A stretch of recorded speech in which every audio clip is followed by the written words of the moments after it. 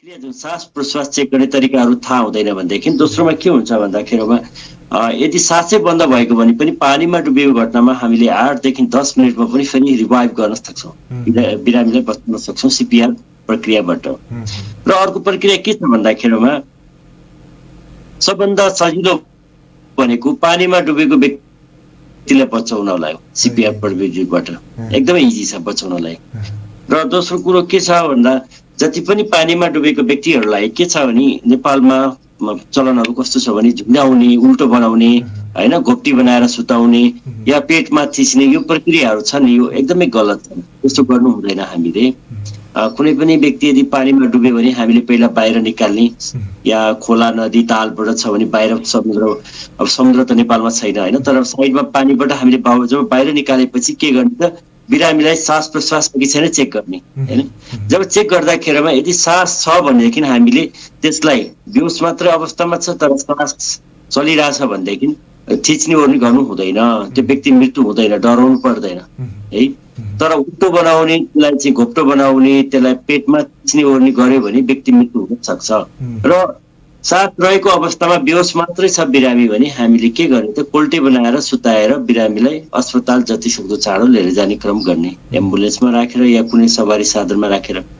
र अर्को एउटा के प्रक्रिया छ भने जब यदि सासै बन्द भयो र तपाईँले जब सास चेक गर्नुहुन्छ, सासको कुनै पनि चलपल छैन भनेदेखि बिरामीमा हामीले तुरुन्तै चेस्ट कम्प्रेसरद्वारा सिपिआर गर्नुपर्छ। पहिला 5 चोटि मुखमा सास दिएर, अब यसको प्रक्रिया त तपाईँहरूले के छ भन्दा सिपिआर तालिम लिनै पर्ने हुन्छ, किन भन्दा बिना तालिम फेरि उहाँहरूले गर्न सक्नुहुन्न, या त कुनै तालिम प्राप्त व्यक्तिलाई उहाँहरूले तुरुन्तै बोलाउन सक्नु पर्यो, र होइन भनेदेखि फेरि सिपिआर गर्नलाई त तालिम चाहिन्छ। तर नर्मल घटनामा यदि पानीमा डुबेको व्यक्ति बेहोस मात्रै छ र सास चलेको छ भने चाहिँ हामीले कोल्टे बनाएर सुताइदिने र उसलाई यो घाँटी जुन ओपन एयरवे छ यो सिधा गरिदिने, सास फेर्नलाई सजिलो गराइदिने र अस्पताल लाने क्रम गरिहाल्ने।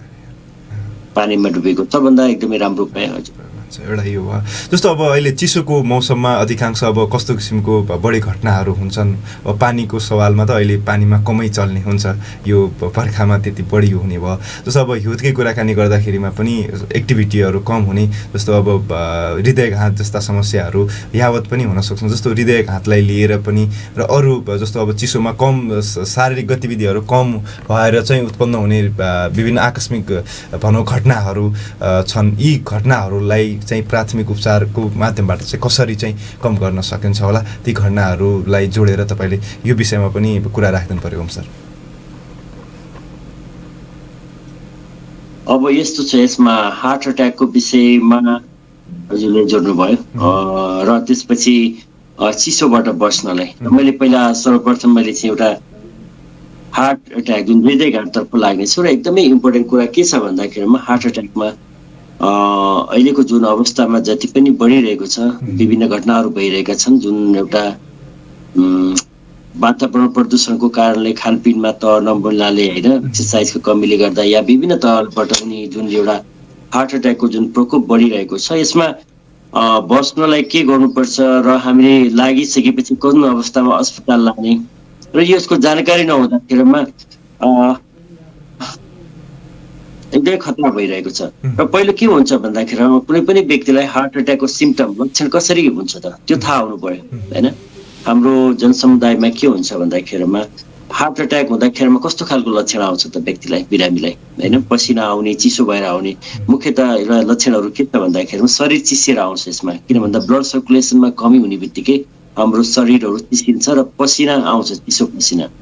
त्यसपछि उसलाई एक साइडबाट दुख्दै, छातीबाट दुख्दै पछाडिसम्म पनि जान्छ र त्यसपछि सास फेर्न गाह्रो हुँदै आउँछ है, र हेर्दै हेर्दै उसलाई चाहिँ थकान भएको जस्तो भएर गाह्रो भएर फिल भएर आउँछ।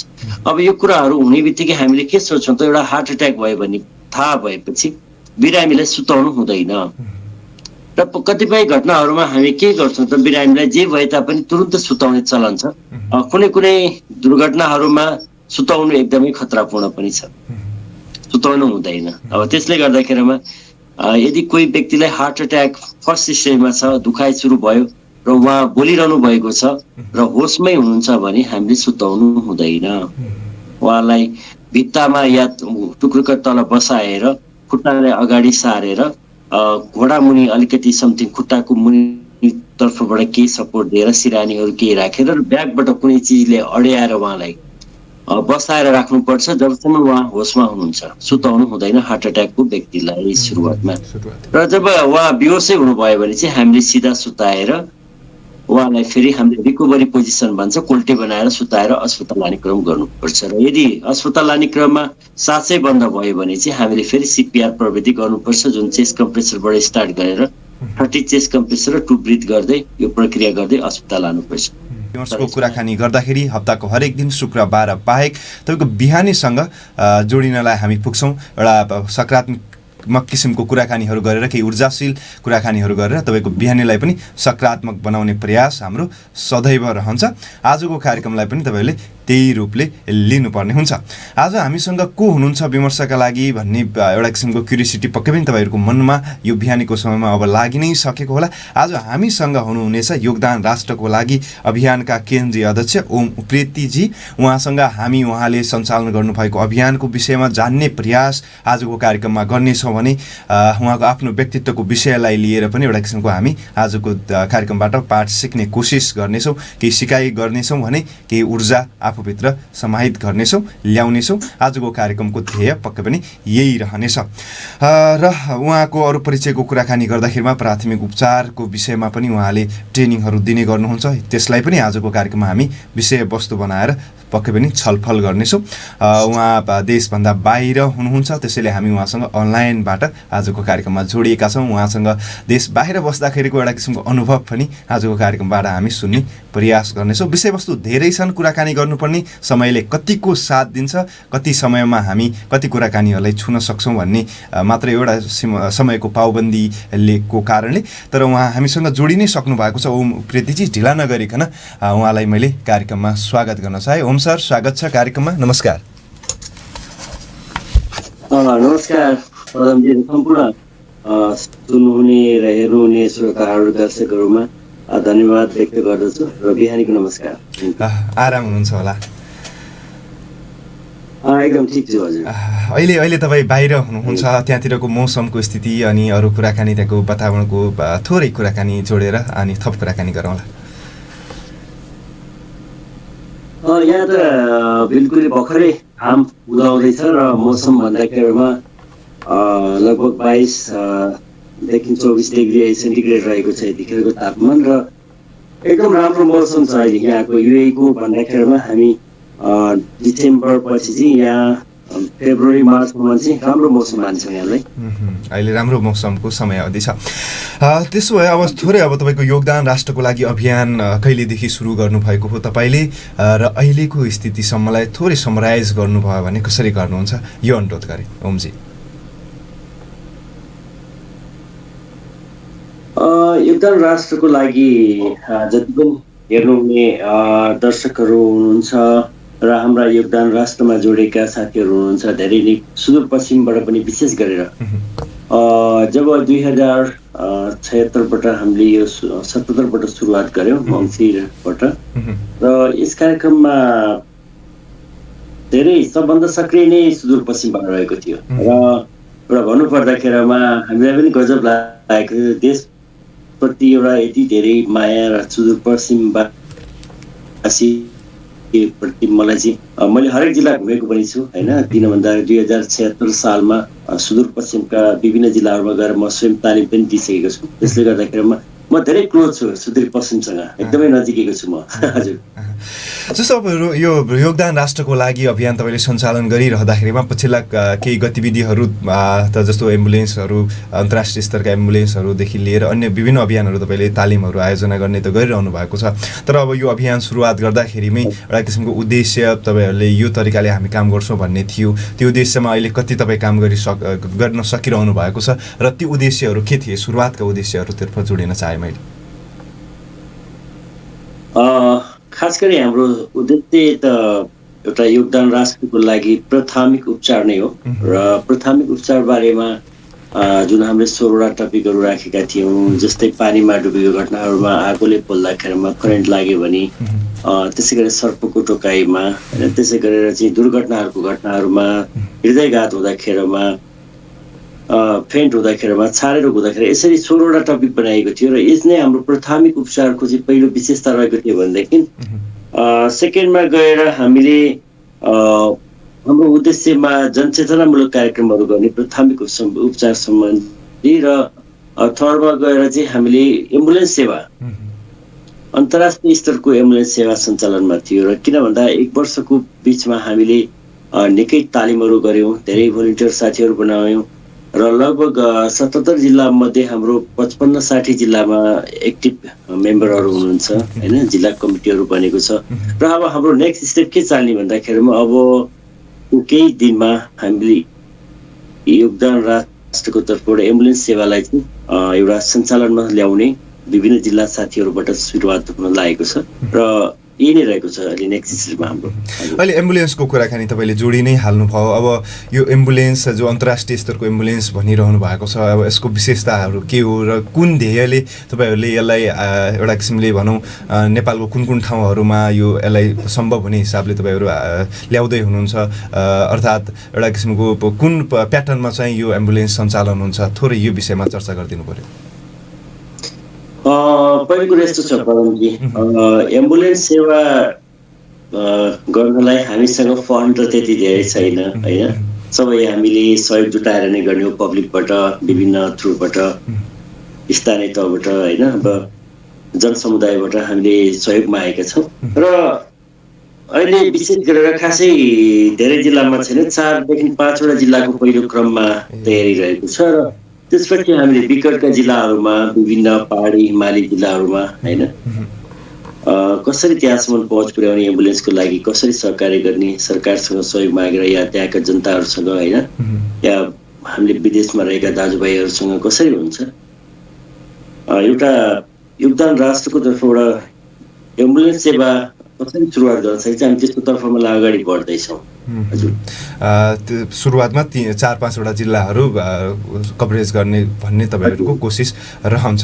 जस्तो अब प्राथमिक उपचार तपाईँ आफू पनि ट्रेनर हुनुहुन्छ, यो यसमा अब भनौँ विभिन्न जिल्लाहरूमा पनि तपाईँले घुम्नुभयो, भ्रमण गर्नुभयो, एउटा किसिमको प्रतिक्रियाहरू जस्तो पछि ट्रेनरहरूसँग त्यो किसिमको त्यसको सदुपयोग भइरहेको, उहाँहरूले ट्रेनिङ लिइसकेपछि उनीहरूले आफूले चाहिँ त्यसलाई प्रभावकारी तरिकाले प्रयोग गरिरहेको कतिको पाउनु भएको छ, के रहन्छ प्रतिक्रिया तपाईँहरूले ट्रेनिङ दिँदै गर्दाखेरिमा, एउटा थोरै एग्रिगेटमा गएर कुराकानी गरौँ होला। अवश्य नै, किन भन्दाखेरिमा तालिम दिइसकेपछि एकदमै मलाई चाहिँ किन खुसी लाग्छ, किन भन्दा मेरो क्षेत्र यही रहेकोले गर्दाखेरिमा जब प्राथमिक उपचारको विषयमा धेरै परिवर्तन गर्यो हामीले देशमा र एउटा कुरो कसरी भन्दाखेरिमा विभिन्न जुन गलत प्रक्रियाहरू हामीले गर्ने गरेका छौँ हैन, त्यसलाई कसरी परिवर्तन गर्ने, जस्तै इक्जाम्पल मैले एउटा कुरा तपाईँलाई गर्न चाहेँ र सर्पको टोकाइमा हैन, सर्पको टोकाइमा के गर्ने चलन थियो त, हाम्रो पाठ्यक्रममा पनि के लेखेको छ, बाँध्नुपर्छ भनेर लेखेको छ, अहिले पनि भनेदेखि बाँध्नु सबभन्दा खतरा रहेको छ र यसलाई चाहिँ हामीले जनसमुदाय बिच चाहिँ कसरी पुर्याउने र जति सक्दो चाँडो कसरी बिरामीलाई चाहिँ हामीले हस्पिटल पुर्याउने र उसलाई चाहिँ ट्रिटमेन्ट गराउने हैन, र बाँध्नु हुँदैन र लाँदाखेरिमा कसरी लिएर जाने भन्ने कुराहरू, यस्ता इम्पोर्टेन्ट कुराहरू जब उहाँले सिक्नुहुन्छ अनि ओहो हामीले त वर्षौँदेखि एउटा गलत प्रक्रिया गर्दै आएको रहेछ हैन, र यस्तो इक्जाम्पलहरू धेरै छन्, लगभग 16वटा टपिकमा 16वटै फरक छन् भन्दा एक्ज्याक्टली अपोजिटमा हाम्रो देशमा जुन चलिरहेको एउटा प्रचलन छ नि त्यसलाई हामीले परिवर्तन गरिरहेका छौँ र अनि उहाँहरू एकदम एक्साइटेड हुनुहुन्छ अनि धेरै ठाउँमा डेली जस्तै घटनाहरू हुन्छन् र हाम्रा भोलिन्टियर साथीहरूले बचाइरहनु भएको छ पब्लिकलाई। त्यो खबर त्यो कुराकानीहरू तपाईँहरूसँग नि पुग्छ, त्यसले एउटा किसिमको अनुभूति सही दिने त भइ नै हाल्यो नै।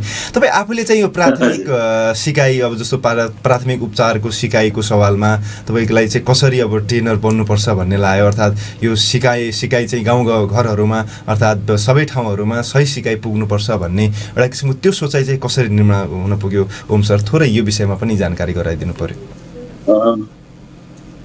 यसको एक्ज्याक्टली के छ भन्दाखेरिमा मैले जब विदेशी सानो उमेरमा र त्यसको क्रममा चाहिँ मेरो क्षेत्र यो पढ्न गयो, हुन त मेरो सपना यो क्षेत्र थिएन तर पनि बाध्यतावश म यही क्षेत्रमा जब मेरो तालिमहरू हुँदै गएर मैले यसमा एक्सपिरियन्स गर्दै गएँ र विदेशमा जब हेर्ने क्रममा मैले नेपालमा एकदम डिफ्रेन्ट देखेँ होइन। मेरो सामने एउटा यस्तो दुर्घटना भएको थियो जब म सानो थिएँ र कुनै एउटा करेन्ट लागेको व्यक्तिलाई र बचाउने क्रममा उहाँहरूलाई चाहिँ त्यहाँ कसैलाई पनि कुनै पनि आइडिया थिएन कसरी चाहिँ त्यो करेन्ट लागेको व्यक्तिलाई हामीले बचाउन सक्छौँ भनेर। र उहाँहरूले चाहिँ त्यहाँ केही पनि प्रक्रिया र कुनै पनि आइडिया नहुँदाखेरि त्यो व्यक्तिको मेरो सामने मृत्यु भएको थियो। र जब यो म विदेशमा आएपछि मैले थाहा पाएँ ओहो करेन्ट लागेको व्यक्तिलाई यदि म त्यहाँनिर तालिम मैले प्राप्त गरेको भए मैले पक्कै पनि बचाउन सक्थेँ उहाँलाई होइन। र मलाई एकदम दुःख लाग्यो जब यहाँ सिकेपछि होइन यो त मैले देशमा लानै पर्छ। किन भन्दा हाम्रो देशमा विभिन्न प्रक्रियाका अझ पनि कमजोरीहरू छन्, कमीहरू छन्, परिवर्तनहरू जरुरी छ र यो क्षेत्रमा मैले गर्न सकेको परिवर्तन मैले गर्नुपर्छ, देशप्रति मैले योगदान गर्नुपर्छ भन्ने मलाई लागेर जब मैले 2074बाट निःशुल्क प्राथमिक उपचार तालिम लिएर 46 जिल्लामा मैले फेरि गरिसकेको थिएँ त्यतिखेर। तपाईँ दुबई बसेको चाहिँ कति भयो, अब केही कारणले तपाईँ बाहिरिनु भयो, अर्थात् कस्तो एउटा सपना हो या बाध्यता, थोरै यो विषयमा चर्चा गरेर अनि थप आगामी सपनाहरूको विषयमा कुराकानी गरौँला सर। दुबई त निकै म विगत यहाँ भन्नुपर्दाखेरि म 1998बाट छु र लगभग अहिले 23 वर्ष भयो विदेशको बसाइ मेरो। तर मलाई एउटा बाध्यता नै भनौँ, किन भन्दा एउटा मिडल क्लासमा जब लिभ गर्ने गाह्रो, भनेको जस्तो हामीले शिक्षा पाउनलाई गाह्रो थियो त्यो अवस्थामा। पहिलो कुरो त मेरो ब्याकग्राउन्डमा म एउटा मिडल क्लासबाट चितवन बासिन्दा रहेँ र चितवनमै मेरो जन्म रहेको थियो। र जब मेरो घरमा परिवारमा दाजुभाइ जब सन्तान बुवा आमालाई पनि गाह्रो भयो जब सन्तान भएपछि त्यसपछि मैले पनि एउटा के सोचेँ भने होइन मैले आफैले केही गर्नुपर्छ यो विषयमा होइन। मलाई सानैबाट एउटा डिफ्रेन्ट तरिकाको मलाई सोच आउँथ्यो, किन भन्दा कसरी होला मैले अगाडि बढ्ने होइन। त्यसले गर्दाखेरिमा मेरो रोजाइ विदेश गएर जहाँसम्म अहिले यहाँ छु जुन मेरो एउटा चाइले जुन एउटा लगनशीलताले खुसी पनि छु। बाहिर बसिरहेर पनि एउटा देशको भनौँ न चिन्ता अनि चिन्तन गरेर आफूले सकेको समय समयमा नेपाल आउने अनि त्यो ट्रेनिङहरू दिने ट्रेनरहरू चाहिँ एउटा किसिमले भनौँ न जसरी उत्पादन गरिरहनु भएको छ त्यसले पक्कै पनि एउटा सकारात्मक इम्प्याक्ट र साँच्चै तपाईँले भनेको जस्तै योगदान राष्ट्रको लागि पक्कै पनि भइ नै रहेको त सबैले हेरि नै रहनु भएको छ, महसुस त गरि नै रहनु भएको छ। तर पनि अब यसलाई अझ तपाईँहरूले थप प्रभावकारी तरिकाले जस्तो प्राथमिक उपचारको कुराकानीलाई लिएर तपाईँले आफैले पनि त्यहाँ अघि उद्धृत गरि नै सक्नु भएको छ कि शिक्षामा पनि एउटा किसिमको त्यो क्राइसिस छ कि जे सही हो त्यही कुरालाई समेट्न सकेको छैन, केही कुराहरू गलत सिकाइँदैछन्, त्यसलाई हामीले चिर्नुपर्छ भन्ने सोचका साथ तपाईँ आउनुभएको भनेर। तर अब यसलाई थप कुराकानी गर्दाखेरिमा अब कुन वेले चाहिँ तपाईँहरू अगाडि बढ्ने भन्ने एउटा किसिमको प्लानिङहरू छ र अब योगदान राष्ट्रको लागि एउटा संस्थाकै रूपमा तपाईँहरूले खडा गरिसक्नु भएको भन्ने किसिमको मलाई चाहिँ जानकारी छ। यो कतिको सत्यता हो थोरै यो विषयमा पनि कुराकानी गरौँ होला, अगाडि कुरा राख्न अनुरोध गरेँ। यस्तो छ पदमजी, एउटा योगदान राष्ट्रले हामीले कस्तो किसिमको एउटा देशमा परिवर्तन ल्याउन सकिन्छ योगदानमा हामी धेरै कुराहरू यसलाई जोड्दैछौँ। पहिला हामीले स्वास्थ्य सम्बन्धी जोड्छौँ भने भोलि गएर युवाहरूलाई अगाडि कसरी बढाउने मोटिभेसन, उहाँहरूलाई चाहिँ कसरी अगाडि विभिन्न क्षेत्रमा उहाँहरूलाई चाहिँ, किन भन्दा समाजसेवा मात्रै एउटा पूर्णता होइन, किन भन्दा जति पनि हाम्रा देशका युवाहरूलाई हामी उहाँहरूलाई आफ्नो एउटा कसरी उहाँहरूमा चाहिँ विभिन्न तरिकाका तालिमहरू ल्याउने होइन, उहाँहरूमा सक्षम गराउने, उहाँहरूमा आफैमा कन्फिडेन्ट ल्याउनु पर्ने हुन्छ हामीले। किन भन्दा समाजसेवा एउटा यस्तो पार्ट हो कि तपाईँ जब पूर्णता हुनुहुन्छ अनि बल्ल तपाईँले गरेको समाजसेवामा एउटा तपाईँले खुसी पाउनुहुनेछ होइन। म कतिपय साथीहरूलाई के भन्छु भनेदेखि जब जति पनि योगदानमा जोड्न आउनुहुन्छ अनि उहाँले भन्छ क्या योगदान गर्नुहोस् तर तपाईँले आफ्नो परिवारलाई, आफ्नो पेसालाई, आफ्नो क्यारियरलाई पनि हेर्नुपर्ने हुन्छ र बचेको सकेको समयमा तपाईँले योगदान गर्नुपर्छ राष्ट्रको लागि। र एकदमै राम्रो हामीमा एउटा के परेको छ भनेदेखि योगदान राष्ट्रमा जति पनि जोडिनु भएको छ युवा पिँढीका साथीहरू, जुन भाइहरू बहिनीहरू, एकदम खुसीको कुरा छ। यसमा हाम्रो एकदमै राम्रो एउटा मेजोरिटी बनेको छ, कम्युनिटी बनेको छ, एउटा परिवार बनेको छ योगदानको र हामीलाई आशा छ यसले पक्कै पनि देशमा केही परिवर्तन ल्याउनेछ र हामी धेरै हजारौँ जना मान्छेको ज्यान बचाउन पनि सफल हुनेछौँ। अहिले पनि तपाईँहरूको पहिलो प्रायोरिटी चाहिँ प्राथमिक उपचारहरू चाहिँ कसरी गर्ने भनेरै तपाईँहरूको ट्रेनिङहरू गर्ने भन्ने नै हो है, त्यसो भए? त्यही नै भयो। अब जस्तो अब योगदान राष्ट्रको लागि सुनिसकेपछि अब हामीले पनि अब गाउँघरतिर अहिले रेडियोमा हाम्रो आवाज सुनिरहनु भएको धेरै युवाहरू पनि हुनुहुन्छ होला। त्यो हुनाले हामीले पनि जोडिने थियौँ, यो सिकाइ हामीलाई पनि आवश्यक छ भन्ने हरेकको मनमा लागिरहन्छ। त्यो हुनाले अब योगदान राष्ट्रकै लागि अर्थात् तपाईँबाटै त्यो किसिमको सिकाइ उहाँहरूले लिनु पऱ्यो भने कसरी चाहिँ सम्भव हुनसक्छ, यो विषयमा तपाईँले केही न केही पक्कै पनि सोचिरहनु भएको छ होला। के चाहिँ छ तपाईँहरूको उहाँहरूसँग जोडिने प्लानिङ र उहाँहरूले तपाईहरूसँग जोडिने माध्यम चाहिँ के छ? यसमा हामीले बारम्बार तालिमहरू गर्ने गरेका छौँ। जस्तै लास्ट तालिम हामीले मलाई लाग्छ एक्ज्याक्टली समय मैले बिर्सेँ र पुस माघमा हुनुपर्छ। पछिल्लो तालिम हामीले धनगढीमा गरेका थियौँ र धनगढीमा दोस्रो तालिम भइसकेको छ। म स्वयं रहेको थिएँ त्यसमा र नेक्स्ट ट्रेनिङ हाम्रो फेरि चितवनमा रहेको छ यो पौष 2, 3 र 4 गते। र यदि कोही साथीहरू उहाँबाट जोडिन पनि सक्नुहुनेछ, चितवन आउनु पनि सक्नुहुनेछ। फेरि आगामी तालिम हाम्रो सुर्खेतमा हुँदैछ, त्यसपछि फेरि हामी सुदूरपश्चिममा आउनेछौँ। तर उहाँहरूले के गर्नुपर्ने हुनेछ, हामीसँग अपडेटेड रहनु पर्यो र योगदानको फेसबुक पेजहरूमा हामी र विभिन्न समाचार मिडियाहरूबाट दिइरहनेछौँ नेक्स्ट तालिम हामी कहाँ गर्नेछौँ। पक्कै पनि सुदूरपश्चिम हामी फेरि आउनेछौँ र तालिम दिनको लागि। र यदि तपाईँहरूले पनि योगदान राष्ट्रकोमा जोडिन चाहनुहुन्छ, यसको सदस्यता बन्न चाहनुहुन्छ, यसमा तालिम लिन चाहनुहुन्छ, तालिम लिएर आफ्नो घर परिवार र समाजमा कसैलाई बचाउन चाहनुहुन्छ भनेदेखि हामीसँग सम्पर्क गर्न सक्नुहुनेछ र हामी पक्कै पनि आउनेछौँ नेक्स्ट तालिम लिएर फेरि सुदूरपश्चिममा। थोरै अझ प्राथमिक उपचारलाई नै लिएर कुराकानी गरौँ होला। जस्तो अब यसको महत्त्व त हुन त अब धेरै जसो हामी पहिले स्कुल लेभलदेखि नै एउटा किसिमको प्राथमिक उपचार भन्ने शीर्षक पढ्छौँ नै, तर पनि अब यसको महत्त्वलाई त्यति धेरै ध्यान नदिएको स्थिति अझै देख्न सकिन्छ। त्यसैले अब यसको महत्त्वलाई तपाईँ आफूले चाहिँ दर्शाउनु पर्यो भने प्राथमिक उपचारको महत्त्व कतिको चाहिँ आवश्यक हुन्छ एउटा सोसाइटीका लागि, र सकेसम्म प्राथमिक उपचार त हर कोहीले सिकेको हुनुपर्ने स्थिति हो। यो सवाललाई चाहिँ कसरी चाहिँ तपाईँ हेरिरहनु भएको छ? यस्तो छ, एउटा महत्त्वपूर्ण भनेको हाम्रो पहिलो प्रायोरिटी, फर्स्ट प्रायोरिटी भनेको के त भन्दा हेल्थ हो होइन, लाइफ हो।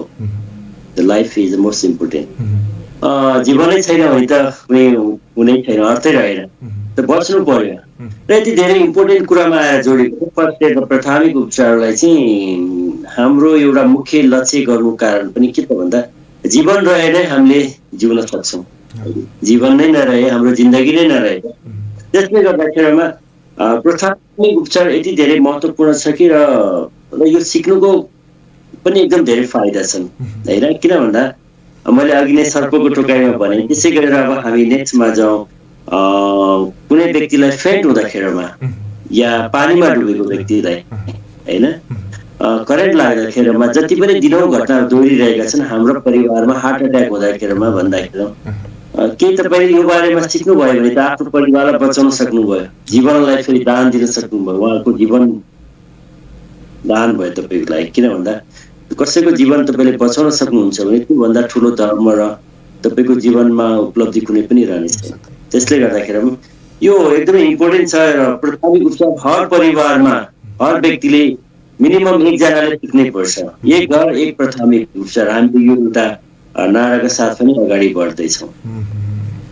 जस्तो अब अहिले तपाईँले जोडिसक्नुभयो, जस्तो हृदयघातकै कारणले भन्दाखेरिमा अहिले पछिल्लो समय कला क्षेत्रकै धेरै व्यक्तिहरू भनौँ हलिउड बलिउड अर्थात् कलिउडकै पनि केही व्यक्तित्वहरू हृदयघातकै कारणले मृत्यु भएको भनेर समय समयमा समाचार पढ्यौँ। सायद यसमा पनि अब प्राथमिक उपचारको एउटा किसिमको महत्त्व, यस्ता कुराहरूले यस्ता घटनाहरू अब घटनाले त भनौँ त्यो किसिमको जानकारी दिएर र होला भन्ने त्यो किसिमको प्रिपरेसन गरेर त्यो जानकारी दिएर त आउँदैन होला, आकस्मिक हुने कुराहरू आकस्मिक उपचारले एउटा किसिमले सबैले जानकारी राखिराख्यो भने राम्रो नै हुन्छ भन्ने नै हो तपाईँको। त्यसो भए र एउटा किसिमको अब थप तपाईँको आफ्नो आम भनौँ युवाहरू सबभन्दा ठुलो कुरा त अब पहिलेको समयमा युथहरूले एउटा बढी छिटो सिक्ने र त्यसलाई बढी लङ टर्मसम्म पनि राखिराख्ने सिकाइका रूपमा रहने हुन्छ। त्यो हुनाले अब युवाहरूले अहिलेको समयमा प्राथमिक उपचारमा अझ बढी ध्यान दिनुपर्ने स्थिति हुनसक्छ। जस्तो अब यही अभियानकै रूपमा पनि सुदूरपश्चिममा त्यो एज अ एउटा भनौँ सिक्ने युवाहरू मात्रै होइन कि ट्रेनरै एउटा उत्पादन गर्न सक्यो भने अझ बढी प्रभावकारी देखिन सक्थ्यो कि यसको लागि चाहिँ तपाईँले के सोचिरहनु भएको छ र योगदान राष्ट्रको लागिले अब ट्रेनरहरू चाहिँ कसरी चाहिँ उत्पादन गर्न सक्छ थोरै यो विषयमा पनि चर्चा गर्नु आवश्यक छ जस्तो लाग्यो मलाई। त्यो हुनाले ओम सर के चाहिँ कसरी चाहिँ ट्रेनरहरू पनि उत्पादन गर्न सकिएला ठाउँ ठाउँमा? पदमजी यो हाम्रो एजेन्डामा पहिलो विषय नै लगभग छ यो लिस्टमै। ट्रेनर हामीले उत्पादन गर्ने भन्ने पछिल्लो सालबाटै जब योगदान राष्ट्रको तालिम सुरुवातमै भएको र एउटा कुरो के छ भन्दाखेरिमा ट्रेनिङ जब ट्रेनर होइन एउटा ट्रेनर उत्पादन गर्दाखेरिमा प्रशिक्षक भनेको एउटा मैले फिल्डमा दक्ष व्यक्ति हुनुपर्छ। किन भन्दा जो पाए त्यसलाई हामीले ट्रेनर बनाउँदा भोलि हाम्रो क्वालिटीमा हाम्रो एउटा जुन एउटा स्ट्यान्डर्ड छ त्यसमा कम्प्रोमाइज गर्नु भएन हामीले। किन भन्दा त्यसले गर्दाखेरिमा त्यति इजी प्रोजेक्ट होइन यो। एउटा ट्रेनर उत्पादन गर्नु भनेको एउटा इन्टरनेसनल लेभलको स्किलमा मैले पक्कै पनि हालसम्म लगभग मलाई लाग्छ 30 एराउन्ड मैले ट्रेनिङहरू दिएँ ब्याच। 30 देखि 40 हुन सक्छ यति धेरै तालिमहरू मैले दिएँ र तालिम दिने क्रममा एक्ज्याक्टली पर्फेक्टली मैले चाहेको जस्तो मैले व्यक्ति पाउन सकेको छैन। अब एउटा के हुन्छ भन्दाखेरिमा एउटा तालिम दिइसकेपछि भोलि गएर पब्लिकमा एउटा नकारात्मक कुरा नजाओस्। किन भन्दाखेरिमा पर्फेक्टली योगदान राष्ट्रको ट्रेनर भनेर चिनिसकेपछि उहाँहरूमा एउटा क्वालिटीमा हामीले स्ट्यान्डर्डमा चाहिँ मेन्टेन गर्नुपर्ने हुन्छ। यो विषयमा हामीले सोचिरहेका छौँ र तर अलिकति निकै तालिम उहाँहरू दिनुपर्ने हुनाले हामीले यो विषयमा होमवर्क गर्दैछौँ र निकै बजेटको पनि जरुरत हुन्छ। किन भन्दा उहाँहरूलाई 1 दिन 2 दिन तालिमले हुँदैन, महिनासम्म उहाँहरूलाई ट्रेनिङ दिनुपर्ने हुनेछ ट्रेनर बनाउनको लागि। र त्यसको लागि हामी पछिल्लो तपाईँ के जोड्दै खोज्दै हुनुहुन्थ्यो? मैले जोड्न अनुरोध गरेँ। हजुर मैले एक्ज्याक्टली तालिम बनाउने एउटा ट्रेनर बनाउने क्रममा चाहिँ विषयमा मैले देखिरहेको छु विभिन्न संस्थाका एनजिओका जुन ट्रेनरहरूलाई मैले जुन नेपालका प्राथमिक उपचार सम्बन्धी देखिरहेको छु त्यो भन्दा हाम्रो योगदान राष्ट्रको अलिकति स्ट्यान्डर्डमा बनोस् र अलिकति राम्रो तरिकाले। किन भन्दा हामी एउटा योगदान राष्ट्रको नामले नै काफी छ। त्यसले गर्दाखेरिमा कुनै कम्प्रोमाइज नहोस् यसमा। हामी यसमा होमवर्क गर्दैछौँ। पक्कै पनि ट्रेनरहरू हामी उत्पादन गर्नेछौँ। त्यो उद्देश्य पक्कै पनि योगदान राष्ट्रको रहन्छ नै। यो कसरी अब तपाईँहरूले अब किनकि यत्रो ठुलो कार्यक्रमहरू गरिरहनु भएको हुन्छ अहिले पनि एम्बुलेन्सका कुराकानीहरू पनि छन्। तपाईँहरूले 4-5वटा जिल्लामै भनिसकेपछि त्यो पनि अन्तर्राष्ट्रिय स्तरको एम्बुलेन्स भनिसकेपछि एउटा किसिमको चुनौतीपूर्ण काम नै हो र त्यसको लागि स्रोत साधन चाहिँ तपाईँहरू कसरी चाहिँ व्यवस्थापन गर्नुहुन्छ?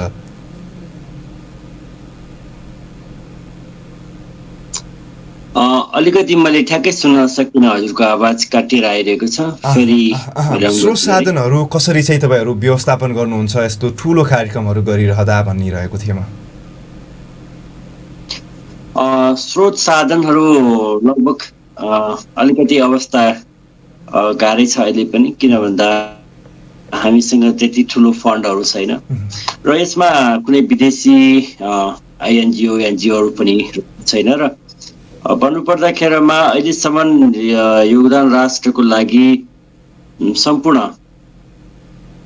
टिम भलिन्टियर युवा साथीहरूले आफ्नो तर्फबाट पकेटबाट नै खर्च गरिरहनु भएको छ धेरै जसोमा र केही मात्रामा कुनै स्थानीय तहबाट सपोर्टहरू आएका छन् र त्यति मात्रामा नभनी पनि हालौँ र धनगढीकै कार्यक्रममा पनि भन्नुपर्दाखेरिमा विभिन्न जिल्लाका साथीहरूले आफूले पैसा उठाएर आउनुभएको थियो र इभन म विदेशबाट जब नेपालको यात्रा गर्छु अनि म आफ्नै खर्चमा म गएर त्यहाँ बस्ने खाने सबै फर्किने हर म आफै पे गर्छु होइन। एउटा मैले आजसम्म मैले दस्तुर लिएको छैन तालिम दिएको, किन भन्दा लगभग 20,000 जनालाई तालिम दिँदाखेरिमा, त्यसले गर्दाखेरिमा अलिकति चुनौतीपूर्ण नै छ। हामीसँग एउटा नयाँ संस्था छौँ, त्यसले गर्दाखेरिमा अप्ठ्यारोहरू धेरै छन्, तर धेरै साथीहरूको योगदान रहेको छ। आफ्नै पर्सनल उहाँहरूले आफ्नै तर्फबाट पनि खर्च गरेर आउनुहुन्छ तालिमको लागि। भोलिन्टियरदेखि लिएर तपाईँहरू सबै आफ्नै तरिकाले खर्चहरू व्यवस्थापन गर्ने र सानोतिनो सहयोग स्थानीय तहहरूले गर्यो भने त्यो भइरहेको स्थिति भयो। त्यसो भए थोरै अब प्राथमिक उपचारको कुराकानी हामीले अघि त गरेका थियौँ, जस्तो अघि तपाईँले सर्पले काटेको विषयमा त केही कुराकानीहरू राख्नु नै भयो। थप अब यी विभिन्न विषयवस्तुहरूमा थोरै टिप्सहरू तपाईँको हामीलाई अहिले सुनिरहँदाखेरिमा श्रोता दर्शकहरूलाई पनि त्यो टिप्सले कुनै न कुनै समयमा पक्कै पनि काम गर्नेछ। त्यो हुनाले चाहिँ थोरै अब जस्तो पानीमा डुबेको लगायत एउटा एक विषयवस्तु हाम्रोसँग समयले भ्याएसम्म थोरै टिप्सहरूको विषयमा पनि छलफल गरौँ होला। सुरुवात तपाईँ आफैले विषयवस्तु छानेर आफैले कुरा राख्न सक्नुहुन्छ। ओम सर।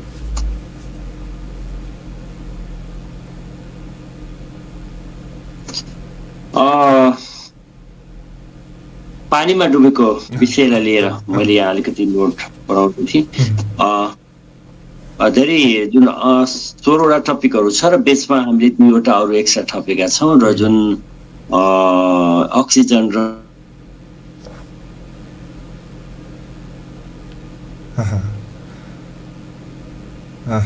हामीले एडी को बारेमा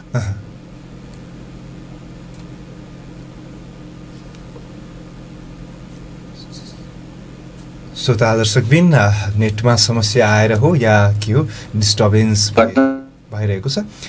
हामी उहाँसँग आज कुराकानी गरिरहेका छौँ प्राथमिक उपचारलाई लिएर, र उहाँ टिप्स दिन खोज्दै हुनुहुन्थ्यो यी विषयवस्तुहरूमा पानीमा जति पनि। ओम सर, मलाई सुन्दै हुनुहुन्छ? कनेक्सन लस्ट भएको छ। फेरि हामी उहाँसँग जोडिने प्रयासरत छौँ, कतिको सम्भव हुन्छ। आज एउटा गहकिलो विषय छ, प्राथमिक उपचारलाई लिएर हामी कुराकानी गरिरहेका छौँ। तपाईँहरूले पनि यी कुराकानीहरू सुनेर एउटा किसिमको आइडिया लिन सक्नुहुन्छ र त्यो आइडियालाई तपाईँले परेको बेला प्रयोग गर्न सक्नुहुन्छ। होम उप्रेती हुनुहुन्छ, प्राथमिक उपचारको विज्ञता हुनुहुन्छ भने त्यसै गरेर योगदान राष्ट्रको लागि अभियानका केन्द्रीय अध्यक्ष हुनुहुन्छ। उहाँसँग म फेरि पनि जोडिने प्रयास गरिरहेको छु। हामी अनलाइनबाट जोडिएका छौँ, मेसेन्जरबाट उहाँसँग म कल गरिरहेको थिएँ। यो विषयमा उहाँले कुराकानी राखिरहनु भएको थियो र थप उहाँसँग फेरि उहाँ हामीसँग जोडिनै सक्नु भएको छ। ओम सर, अहिले क्वालिटी पनि राम्रो आयो, आवाज मेरो स्पष्ट सुनिँदैछ अहिले? एकदम मैले पनि क्लियर आवाज पाएँ अहिलेको समयमा। ठिक छ सर, अहिले तपाईँ पानीमा डुबेको सवाललाई लिएर कुराकानी राख्दै हुनुहुन्थ्यो, त्यति मात्रै सुनियो, त्यसपछिको सब आवाज काटिएर आएको छ। रिपिट दोस्रोचोटि थप गरेर राखिदिनु पर्यो। यस्तो छ, पानीमा डुबेको घटनाहरूमा हामीले कतिपय व्यक्तिहरूलाई आफ्नै परिवारमा कस्तो छ भन्दाखेरिमा त्यति इमिडिएटली मरिहाल्दैन। कतिपय पानीमा डुबेको घटनाहरूलाई चाहिँ जस्तै बेहोस अवस्थामा हुन्छ, हामीले उहाँको साथ गर्ने प्रक्रियाहरू थाहा हुँदैन हामीलाई, र कतिपय घटनाहरूमा पानीमा डुबेको घटनामा 8 देखि 10 मिनटसम्ममा पनि जब सासै बन्द भए पनि हामीले बचाउन सक्छौँ सिपिआर प्रविधिबाट। यो कुराको जानकारी नहुँदाखेरिमा जिउँदै मान्छेलाई पनि हामी मरिसकेको घोषणा गर्छौँ आफ्नै तर्फबाट।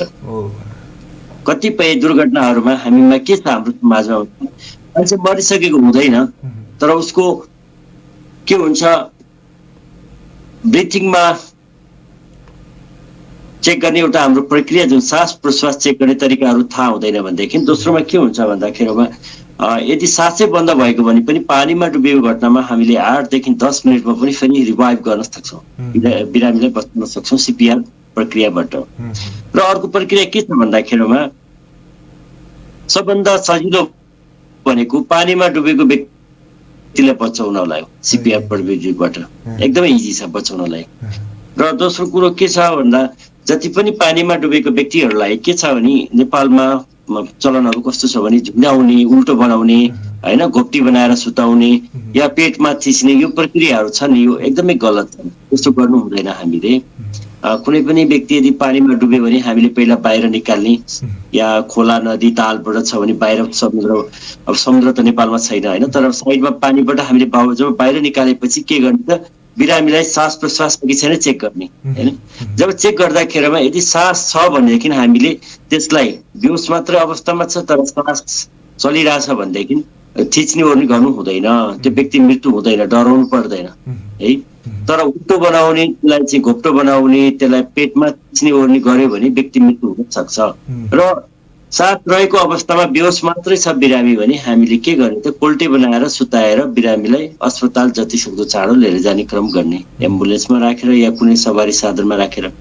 र अर्को एउटा के प्रक्रिया छ भने जब यदि सासै बन्द भयो र तपाईँले जब सास चेक गर्नुहुन्छ, सासको कुनै पनि चलपल छैन भनेदेखि बिरामीमा हामीले तुरुन्तै चेस्ट कम्प्रेसरद्वारा सिपिआर गर्नुपर्छ। पहिला 5 चोटि मुखमा सास दिएर, अब यसको प्रक्रिया त तपाईँहरूले के छ भन्दा सिपिआर तालिम लिनै पर्ने हुन्छ, किन भन्दा बिना तालिम फेरि उहाँहरूले गर्न सक्नुहुन्न, या त कुनै तालिम प्राप्त व्यक्तिलाई उहाँहरूले तुरुन्तै बोलाउन सक्नु पर्यो, र होइन भनेदेखि फेरि सिपिआर गर्नलाई त तालिम चाहिन्छ। तर नर्मल घटनामा यदि पानीमा डुबेको व्यक्ति बेहोस मात्रै छ र सास चलेको छ भने चाहिँ हामीले कोल्टे बनाएर सुताइदिने र उसलाई यो घाँटी जुन ओपन एयर वे छ यो सिधा गरिदिने, सास फेर्नलाई सजिलो गराइदिने र अस्पताल लाने क्रम गरिहाल्ने। पानीमा डुबेको सबभन्दा एकदमै राम्रो उपाय हजुर एउटा यो हो। जस्तो अब अहिले चिसोको मौसममा अधिकांश अब कस्तो किसिमको बढी घटनाहरू हुन्छन्, अब पानीको सवालमा त अहिले पानीमा कमै चल्ने हुन्छ, यो बर्खामा त्यति बढी हुने भयो। जस्तो अब हिउँदकै कुराकानी गर्दाखेरिमा पनि एक्टिभिटीहरू कम हुने, जस्तो अब हृदयघात जस्ता समस्याहरू यावत पनि हुन सक्छन्। जस्तो हृदयघातलाई लिएर पनि र अरू जस्तो अब चिसोमा कम शारीरिक गतिविधिहरू कम भएर चाहिँ उत्पन्न हुने विभिन्न आकस्मिक भनौँ घटनाहरू छन्। यी घटनाहरूलाई चाहिँ प्राथमिक उपचारको माध्यमबाट चाहिँ कसरी चाहिँ कम गर्न सकिन्छ होला, ती घटनाहरूलाई जोडेर तपाईँले यो विषयमा पनि कुरा राख्नु पर्यो ओम सर। अब यस्तो छ, यसमा हार्ट एट्याकको विषयमा हजुरले जोड्नुभयो र त्यसपछि चिसोबाट बस्नलाई मैले पहिला सर्वप्रथम मैले चाहिँ एउटा हार्ट एट्याक जुन हृदयघाततर्फ लाग्ने छु, र एकदमै इम्पोर्टेन्ट कुरा के छ भन्दाखेरिमा हार्ट एट्याकमा अहिलेको जुन अवस्थामा जति पनि बढिरहेको छ, विभिन्न घटनाहरू भइरहेका छन्, जुन एउटा वातावरण प्रदूषणको कारणले खानपिनमा तह नमिल्नाले होइन, एक्सर्साइजको कमीले गर्दा या विभिन्न तहबाट पनि जुन एउटा हार्ट एट्याकको जुन प्रकोप बढिरहेको छ, यसमा बस्नलाई के गर्नुपर्छ र हामीले लागिसकेपछि कुन अवस्थामा अस्पताल लाने र यसको जानकारी नहुँदाखेरिमा एकदमै खतरा भइरहेको छ। र पहिलो के हुन्छ भन्दाखेरि कुनै पनि व्यक्तिलाई हार्ट एट्याकको सिम्पटम लक्षण कसरी हुन्छ त त्यो थाहा हुनु पर्यो होइन। हाम्रो जनसमुदायमा के हुन्छ भन्दाखेरिमा हार्ट एट्याक हुँदाखेरिमा कस्तो खालको लक्षण आउँछ त व्यक्तिलाई, बिरामीलाई होइन, पसिना आउने, चिसो भएर आउने। मुख्यतः लक्षणहरू के त भन्दाखेरिमा शरीर चिसिएर आउँछ यसमा, किन भन्दा ब्लड सर्कुलेसनमा कमी हुने बित्तिकै हाम्रो शरीरहरू चिसिन्छ र पसिना आउँछ, चिसो पसिना। त्यसपछि उसलाई एक साइडबाट दुख्दै, छातीबाट दुख्दै पछाडिसम्म पनि जान्छ र त्यसपछि सास फेर्न गाह्रो हुँदै आउँछ है, र हेर्दै हेर्दै उसलाई चाहिँ थकान भएको जस्तो भएर गाह्रो भएर फिल भएर आउँछ। अब यो कुराहरू हुने बित्तिकै हामीले के सोच्छौँ त, एउटा हार्ट एट्याक भयो भने थाहा भएपछि बिरामीलाई सुताउनु हुँदैन। र कतिपय घटनाहरूमा हामी के गर्छौँ त, बिरामीलाई जे भए तापनि तुरुन्त सुताउने चलन छ। कुनै कुनै दुर्घटनाहरूमा सुताउनु एकदमै खतरापूर्ण पनि छ, सुताउनु हुँदैन। अब त्यसले गर्दाखेरिमा यदि कोही व्यक्तिलाई हार्ट एट्याक फर्स्ट स्टेजमा छ, दुखाइ सुरु भयो र उहाँ बोलिरहनु भएको छ र होसमै हुनुहुन्छ भने हामीले सुताउनु हुँदैन। उहाँलाई भित्तामा या टुक्रुका तल बसाएर खुट्टालाई अगाडि सारेर घोडा मुनि अलिकति समथिङ खुट्टाको मुनि तर्फबाट केही सपोर्ट दिएर सिरानीहरू केही राखेर ब्याकबाट कुनै चिजले अड्याएर उहाँलाई बसाएर राख्नुपर्छ जबसम्म उहाँ होसमा हुनुहुन्छ। सुताउनु हुँदैन हार्ट एट्याकको व्यक्तिलाई सुरुवातमा। र जब उहाँ बेहोसै हुनुभयो भने चाहिँ हामीले सिधा सुताएर उहाँलाई फेरि हामीले रिकभरी पोजिसन भन्छ, कोल्टे बनाएर सुताएर अस्पताल लाने क्रम गर्नुपर्छ। र यदि अस्पताल लाने क्रममा सासै बन्द भयो भने चाहिँ हामीले फेरि सिपिआर प्रविधि गर्नुपर्छ, जुन चेस्ट कम्प्रेसरबाट स्टार्ट गरेर 30 चेस्ट कम्प्रेसर र 2 ब्रिथ गर्दै यो प्रक्रिया गर्दै अस्पताल लानुपर्छ। तर यसको लागि तालिमै लिनुपर्ने हुनेछ हजुरहरूले यदि सिपिआर गर्नुको लागि। अरू जस्तो अब अरू उपचारहरूको कुराकानी पनि अघि हामीले कुराकानी हाम्रो अप्रत्यक्ष कुराकानीमा पनि भएको थियो। अरू प्राथमिक उपचारहरू अब अनिवार्य हुन् त, सबै अनिवार्य नै भए, तर अधिकांश जस्तो बढी घटनाक्रमहरू घटिरहने र बढी जस्तो हुने केसहरू चाहिँ के तपाईँहरूले पाउनु भएको छ जसको लागि चाहिँ प्राथमिक उपचारले पनि सहजै काम गर्न सक्छ? यो विषयमा अब तपाईँहरूले एउटा किसिमको अध्ययन पक्कै पनि गर्नुभएको छ होला। के लाग्छ, को घटनाहरू चाहिँ अधिकांश बढी चाहिँ घटिरहेको पाउनुहुन्छ र त्यसको लागि चाहिँ टिप्स सिकेरै पनि एउटा किसिमको सामान्य तवरले आफ्नो जिम्मेवारी पुरा गर्न सक्छ घटनाक्रममा भएको व्यक्तिले? ओम सर। धेरै कुराहरू छन् यसमा। जस्तै मैले अरू जोडी नोज ब्लिडिङमा, नाकबाट रगत बग्दाखेरिमा विभिन्न कारणले हाम्रो नाकबाट रगत बग्ने क्रम हुन्छ। जस्तै कहिलेकाहीँ गर्मीको कारणले या कान ठुकेर या हाम्रो नोज बेजलमा चाहिँ अलिकति कमजोरी टिस्युहरू भयो भने बारम्बार ब्लो गर्दाखेरिमा के हुन्छ, ब्लडहरू चाहिँ निस्किने हुन्छ। र यो अवस्थामा चाहिँ हामीले के गर्न सक्छौँ भन्दा नोज ब्लिडिङमा चाहिँ कतिपय हाम्रो एउटा परम्परा के छ, नाकबाट रगत बग्दाखेरिमा के गर्ने चलन छ? हजुरबाट मैले एकचोटि सोध्न चाहेँ प्रश्न। हाम्रो नर्मल त के गर्छौँ हामी, नाकलाई खुलेर यस्तो गर्ने, माथि गर्ने। त यो यसरी माथितिर गर्दाखेरिमा सबभन्दा डेन्जर हुन्छ, यो गर्नु हुँदैन हामीले नोज ब्लिडिङमा। त हरेक कुरामा गलत प्रक्रिया भइरहेको छ। यसले गर्दाखेरि नाक रगत बग्दाखेरिमा हामीले माथितिर टाउको गर्नु हुँदैन र सिधै राख्ने, फरवार्डै राख्ने र हल्का अगाडि नै झुकेर नाकलाई चाहिँ बिल्कुलै माथि टिस्युभन्दा हल्का तल चाहिँ थुनेर राख्ने। र यसरी यो प्रक्रिया हामीले 15 मिनटसम्म गर्ने र 15 मिनटमा बिस्तारै नाकको जुन दबाएको बिस्तारै आफूले अम्लोलाई तपाईँले रिलिज गर्ने र त्यसपछि रगत स्टप भयो भने ठिक छ, भएन भने फेरि दोस्रो प्रक्रिया गर्ने। 2 चोटिसम्म गर्न सक्नुहुनेछ, 15 मिनटको 30 मिनटसम्म। र 30 मिनटमा पनि रगत रोकिएन भने चाहिँ अस्पताल तुरुन्तै जानुपर्छ र यदि रोकियो भने ठिकै छ, त्यसमा कुनै खतरा छैन। र तर यो नाक समाउने क्रममा पानीपट्टीहरू चिस्याउने क्रम पनि गर्नु राम्रो हुन्छ। टाउकोमा कुनै कपडाहरू चिसोले यो बेस्ट उपाय छ। मैले यो नोज ब्लिडिङ पछि अब अर्को जस्तै खाना खाँदा अड्केको विषयमा मैले सानो जोड्न चाहेँ। जुन घर परिवारमा हुने घटनाहरूमा चोकिङ भनिन्छ, जुन खाना खाँदा अड्कियो भनेदेखि हामी के छ, पछाडि गर्दनमा हिर्काउने चलन होइन, यो नगर्नु होला। गर्दनमा हिर्काउनु हुँदैन र हामीले बिचोबिच तल ढाडमा घाँटी भन्दा माथि, गर्दन भन्दा तल, बिल्कुल तल गएर हामीले चाहिँ ढाडमा गएर स्ल्याप गर्नुपर्ने हुनेछ है। अब यसको लागि तालिमै गर्नुपर्छ, तर गर्दनमा कहिले पनि नहिर्काउनु होला। र ब्याक ब्लो गर्ने 5 र 5 चोटि, र हामीले एब्डोमिनल थ्रस्ट, पेटमा थिचेर हामीले एब्डोमिनल थ्रस्ट गर्छौँ। अब यो सम्भव छैन यहाँ भिडियोमा या हामीले अनलाइन र यी अनएयरमा सम्भव छैन। त्यसले गर्दाखेरिमा खालि म के भन्न चाहन्छु भने कुनै पनि अड्किँदाखेरिमा तपाईँहरूले अड्केको वस्तुमा जस्तै चिउरा, केरा या विभिन्न चिज खुवाएर झन् त्यसलाई निकाल्ने प्रक्रिया नगर्नुहोस्। जति सक्दो चाँडो हस्पिटल लिएर जानु नै प्राथमिक उपचार रहनेछ। हस् ओम सर, लगभग अन्तिमतिर छौँ। विषयवस्तु धेरै बाँकी नै रह्यो। केही छ भन्नु होला अगाडि? हामी थप कुराकानीहरू, तपाईँ अब भौतिक रूपमै यहाँ आएको बेला एउटा ट्रेनिङ लिने कुरा छँदैछ र सँगसँगै अरू विषयमा पनि कुराकानी गरौँला। अहिले तपाईँ बाहिर हुनुहुन्छ र अन्तिममा अब केही कुराकानीहरू तपाईँले यहाँको श्रोता दर्शकहरूलाई भन्नुपर्ने, राख्नुपर्ने छ भने त्यो राखिदिन अनुरोध गरेँ, अन्यथा भने हामी छुट्टिनुपर्छ। धन्यवाद सम्पूर्णमा हाम्रो पदमजी र त्यसै गरेर दिनेश एफएम धनगढी धेरै धेरै धन्यवाद दिन चाहन्छु र सम्पूर्ण योगदान राष्ट्रको तर्फबाट। र योगदान राष्ट्रको लागि जति पनि जोडिनुभएका छ, सुदूरपश्चिममा मात्रै हाम्रो लगभग 1000 भन्दा बढी मेम्बरहरू एक्टिभ हुनुहुन्छ र तालिम प्राप्त मात्रै लगभग मलाई लाग्छ 700-800 जना भोलिन्टियरहरू हुनुहुन्छ। र सम्पूर्णमा म धेरै धन्यवाद व्यक्त गर्न चाहन्छु। आउनुहोस्, योगदान राष्ट्रमा जोडिनुहोस् र आफ्नो परिवार, घर, आफ्नो परिवार छिमेकीमा बचाउनुहोस्, देशवासीलाई बचाउनुहोस्। र जीवन अमूल्य छ, योगदान गर्नुहोस् राष्ट्रको लागि। र जीवनमा यही नै एउटा ठुलो एउटा योगदान रहनेछ। हामी सम्पूर्णमा अनुरोध गर्नेछौँ यस अनएयर मार्फतबाट। र योगदान राष्ट्रको लागि जोडिन मैले फेरि पनि सम्पूर्णमा आग्रह गरेँ र जाँदै म धन्यवाद व्यक्त गर्न चाहन्छु सम्पूर्ण श्रोताहरू र दर्शकहरूलाई। Thank you so much. धेरै धेरै धन्यवाद ओम सर, समय उपलब्ध गराइदिनु। शुभकामना पनि। हस्, thank you. Thank you so much. आदरणीय श्रोता दर्शकबिन, आजको दिनमा हामीले कुराकानी गऱ्यौँ योगदान राष्ट्रको लागि अभियानका केन्द्रीय अध्यक्ष ओम उप्रेतीजीसँग। आजको कुराकानी तपाईँहरूलाई के कस्तो लाग्यो, तपाईँहरूको सुझाव सल्लाह प्रतिक्रियाको अपेक्षा राखेँ। अहिलेसम्म कार्यक्रम सुनेर हेरेर साथ दिनुभयो, यसको लागि तपाईँलाई धेरै धेरै धन्यवाद भन्नुपर्छ।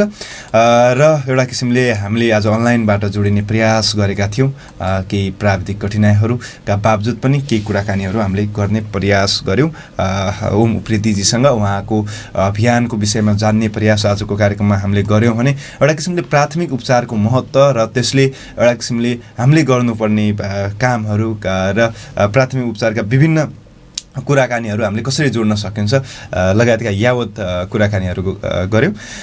र आजको कार्यक्रमबाट थोरै समयभन्दा अगाडि नै मैले बिदा माग्नुपर्ने स्थिति भयो। अबको कार्यक्रमबाट भने म बिदा माग्छु नै। प्रविधिबाट मिठो साथ पाएँ आडेजी र अरुणजी, उहाँहरूप्रति आभार प्रकट गर्दै म बिदा भएँ। तपाईँहरू सबैको समय शुभ रहोस्। हस्, नमस्कार, शुभ दिन।